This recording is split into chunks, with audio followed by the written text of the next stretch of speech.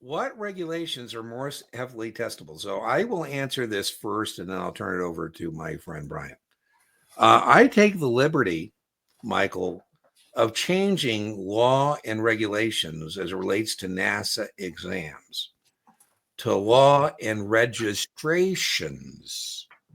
So it's not so much, I don't think of it as regulations that are being heavily tested as much as registrations, right? How do we register a security? If not, why not? How do we register an investment advisory firm? If not, why not?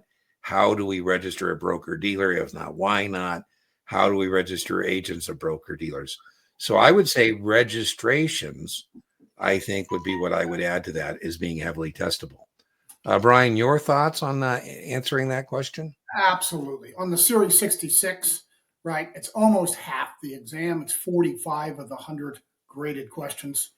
And just to give you some anecdotal background, most people score highest on the laws and regs than they do on the other topics. Yes, Michael. Despite what the textbooks will lead you to believe, because they're, 189 pages of that mess. It's a lot to get through. But Dean is exactly right. It's not just laws and regs, but it's laws and registration on persons and their registrations. That's a little less than a quarter of those 45 questions, right? We also have disclosures, right? The investment brochure, all sorts of disclosure because of our fiduciary capacity, right? We have ethics, and there are a lot of ethics questions.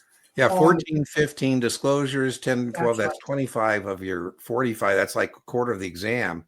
And then registrations. Now, good news for you, Michael. Brian and I have done a podcast episode on the 66. And Brian, we got to do some more of those, but we get so many people who say that has contributed to their testing victory.